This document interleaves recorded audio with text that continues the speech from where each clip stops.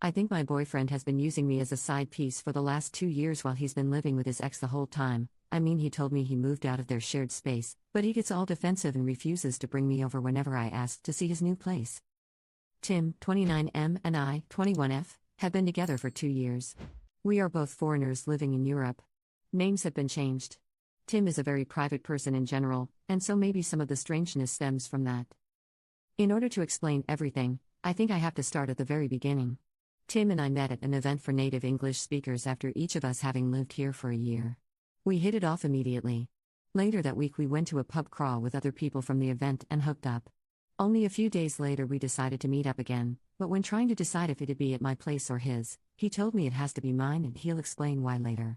For the record, I do not live in an ideal situation to be having people, much less men, over, and he was completely aware of the situation. He came over and told me that he is currently still living with his ex-girlfriend of about 3 months. He had his own room and everything, but because he had prepaid for 6 months of rent to lend her some money, he was staying there. Okay, so yeah, I know this is weird. But who am I to judge? He says they are definitely broken up and I'm just sleeping with the guy right now, so whatever. A few weeks go by, and we decide to start dating exclusively and officially. He says he's just living with his ex, who we'll name Stephanie, temporarily for another 3 months, and then he'll find another place. Alright, so it's a weird situation, but I trust him, and he'll leave in 3 months. He complains about having to live with her and says it's uncomfortable. He also told me why they broke up, which was because he caught her cheating on him with her ex at a party. So I'm not worried about them getting back together. I'm not 100% comfortable with the situation, but it's manageable. A few months pass and Tim doesn't move out. He says he's now got his own little apartment in the same house, but that it's so much better for him to stay there because he doesn't have to buy any furniture and the rent is cheap. Remember, we're foreigners, so buying a ton of furniture that you're just going to have to sell when you leave is annoying. He eventually starts saying that he's going to bring me over there to show me that they're living separately and whatnot.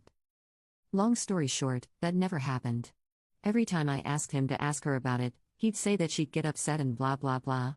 Apparently she was aware that he had a girlfriend, but didn't like it and wanted to get back together. After a year, he finally moved out. Not into his own place, but into the spare room at his buddy's house. I had been to this buddy's place before, only once, though, and that has been the one and only time I've ever met one of his non-mutual friends, which is suspicious and strange on its own. I didn't help with the move, not for lack of trying, so no, I never saw him move his stuff there. Again, this was a temporary solution until he found a place of his own. Through various circumstances, company being bought out which lead to job insecurity, him being extremely picky about finding an apartment, he has still yet to move into a place of his own.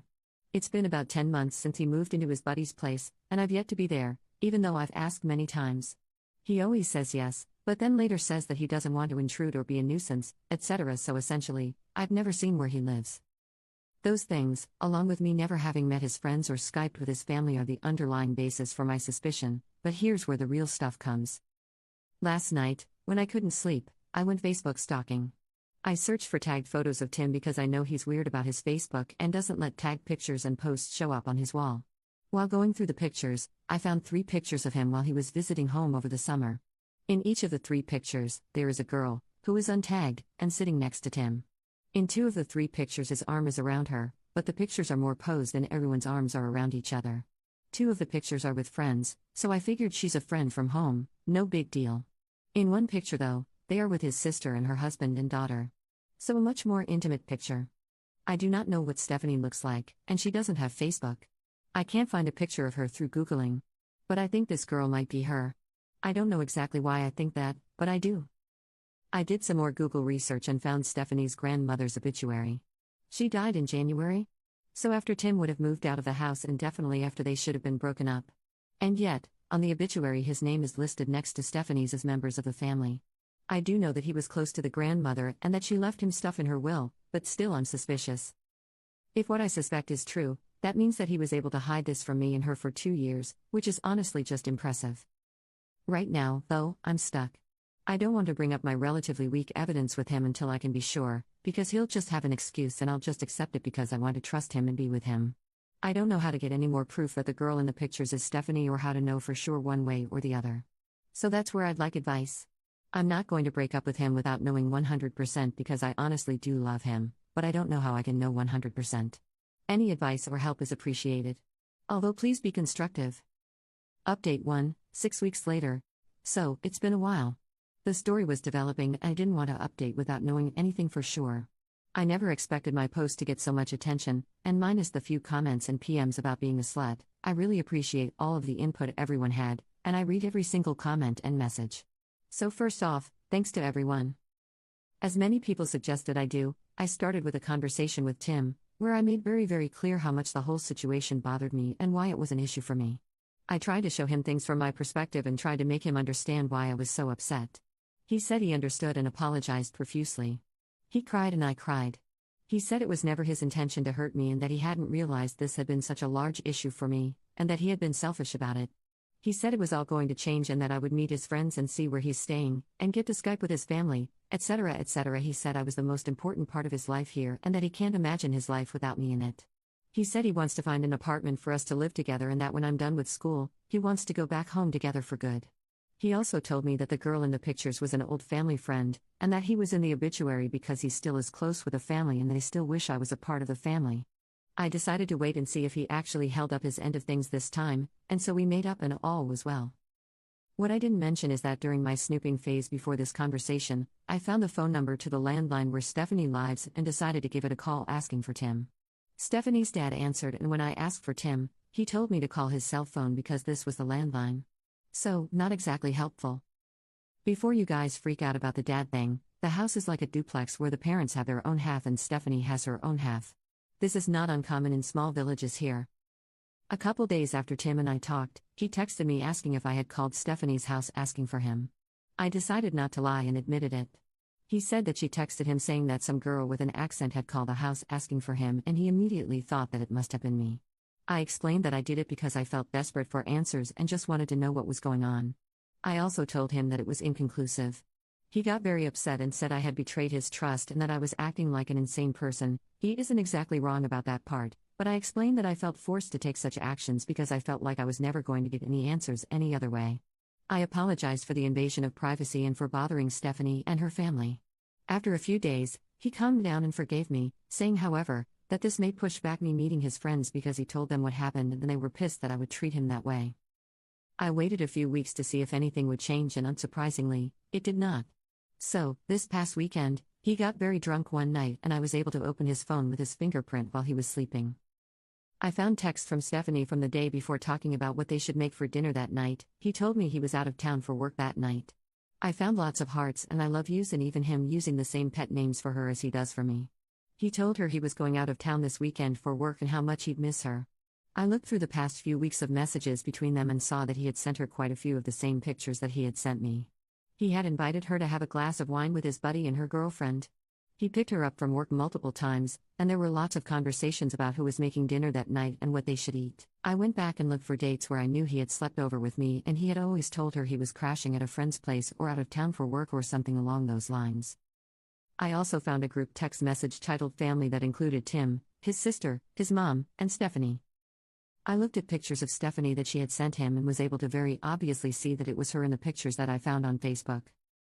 So you guys were right. For the last 2 years, he's been living with her and seeing me on the side. All the while telling me how much he loves and admires me and how we're going to have a future together. I have been duped and taken advantage of. And I feel like a complete idiot because of it. I haven't talked to him yet, but when he comes over later in the week, I plan to tell him that I know everything. I also plan to tell him that he is a complete asshole. In my ideal conversation, he'd explain to me why he did this and what the fuck he was thinking during all this, but I am pretty sure those are just things that I'll never know or understand. Obviously, I will break up with him. I also plan on contacting Stephanie with a letter telling my side of the story. I will give her dates that I know he spent the night with me, so that she can cross-check them with dates that he did not come home.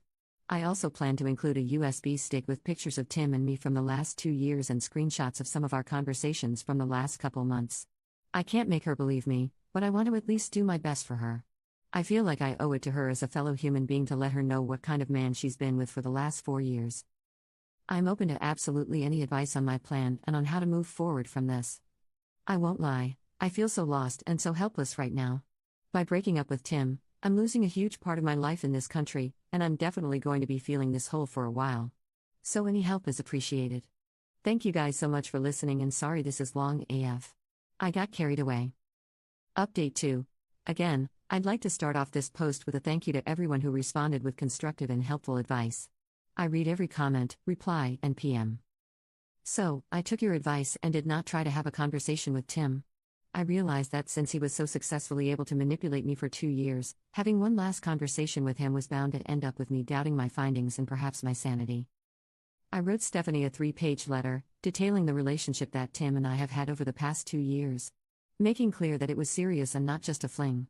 I mentioned dates and events that most people would not have known about, and I included the intricate lies and backstory that he had told me. I included a list of dates from the last 2 months that he spent the night with me and encouraged her to cross-check them with nights that he wasn't at home. I printed out a few photos of us as a quick visible proof, and I included the rest of the photos on a USB stick in the letter. The stick also contained screenshots of any particularly incriminating conversations that we've had over the last few months. I scanned postcards that he had sent me from various vacations and included those as well. For safe measure, I also included a copy of the letter, in case the hard copy went somehow mysteriously missing. I gave her my email address and phone number and asked her to contact me if she wanted to. On Wednesday night, I had someone drive me to where she lives. If Tim was there, I would just have confirmations that he actually lives there and we'd leave. If he wasn't there, I'd ring the doorbell and hand her the letter personally. We drove the 45 kilometers and Tim was sitting there in the living room on his laptop. It was obvious he lived there. She was nowhere to be seen. His and her names were on the mailbox. I called to see if he'd pick up and he ignored the call. We headed back home. On Thursday morning, I mailed the letter. I ensured that it was registered post. In order to receive the letter, she'd have to show her ID and sign for it. On Friday, the letter arrived. She was not home, so she received a notification to go pick the letter up at the post office. On Saturday morning, she picked it up and I got an email of the receipt with her signature on it. Throughout all of this, I conversed normally with Tim and made excuses as to why he couldn't come over during the week, so as to not tip him off to anything. He stopped talking to me about 20 minutes after she picked up the letter Saturday morning, and I have not heard from him since. He has, however, defriended me and my family on Facebook. I have not heard from Stephanie either. So, now it's really over. I hope with my whole heart that he was not able to lie and manipulate his way out of the situation with her, but I will probably never know. I do not expect to hear from him again. I feel very lonely, taken advantage of, and beaten down.